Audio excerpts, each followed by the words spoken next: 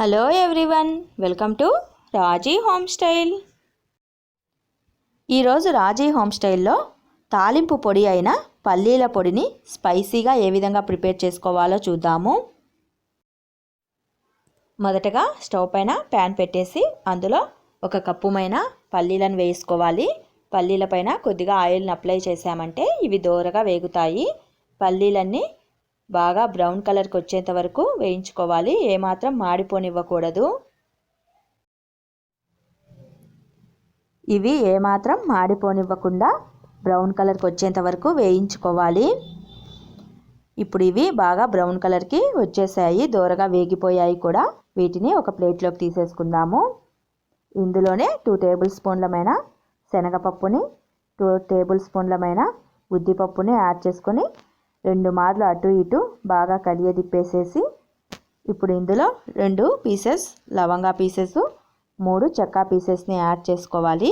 ఈ చెక్క లవంగాలను మంచి స్పైసీనెస్ కోసం యాడ్ చేస్తున్నాను. ఇందులోనే 2 టేబుల్ స్పూన్లమైన ధనియాలను వేసుకొని 2 నుంచి 3 నిమిషాల పాటు వీటిని అన్నింటినీ దోరగా వేగనివ్వాలి. ఇవన్నీ దోరగా వేగిన తర్వాత చివరగా 2 టేబుల్ స్పూన్లమైన నువ్వులను యాడ్ చేసుకోండి. నువ్వులు వేసిన వెంటనే తొందరగా మాడిపోతాయి కాబట్టి చివరగా వేసుకొని వేయించుకోండి.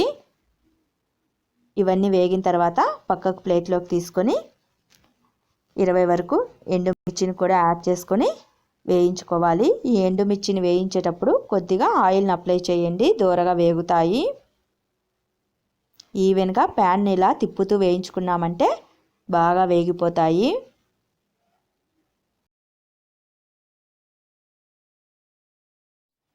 ఎండుమిర్చి కూడా బాగా దోరగా వేగిపోయింది. ఇప్పుడు స్టవ్ను ఆఫ్ చేసేసి వీటినన్నింటినీ ఒక 10 నిమిషాల పాటు చల్లారబెట్టి ఉంచుకుందాము.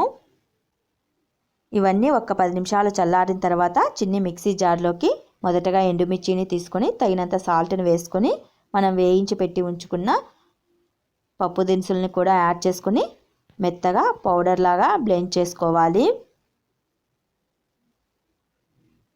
ఈ విధంగా పౌడర్ లాగా బ్లెండ్ చేసుకున్న తర్వాత ఇందులో మనం వేయించి పెట్టి ఉంచిన పల్లీలను యాడ్ చేసుకోండి.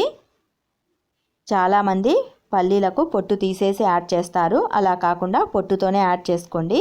పల్లీల పొట్టులో కూడా ఫైబర్ అనేది చాలా ఉంటుంది. అది కూడా మన హెల్త్కు మంచిది కాబట్టి పొట్టుతోనే యాడ్ చేసుకోండి. ఇందులోనే ఒక 10 నుంచి 15 వరకు వెల్లుల్లి రెబ్బల్ని యాడ్ చేసుకొని మరి ఒక మారు పౌడర్ లాగా బ్లెండ్ చేసేయండి. చూడండి, ఈ విధంగా పౌడర్ లాగా బ్లెండ్ చేసేసుకోవాలి. ఇప్పుడు దీనిని ఏదైనా బాక్స్లో స్టోర్ చేసుకున్నామంటే మనకు కావలసినప్పుడు తాలింపులు చేసుకునేటప్పుడు ఈ పౌడర్ని వేసుకొని తాలింపులు చేసుకున్నామంటే చాలా టేస్టీగా ఉంటాయి తాలింపులు అనేవి. ఇందులో మనం చెక్క లవంగాలు వాడాం కాబట్టి కొద్దిగా స్పైసీగా కూడా ఉంటాయి.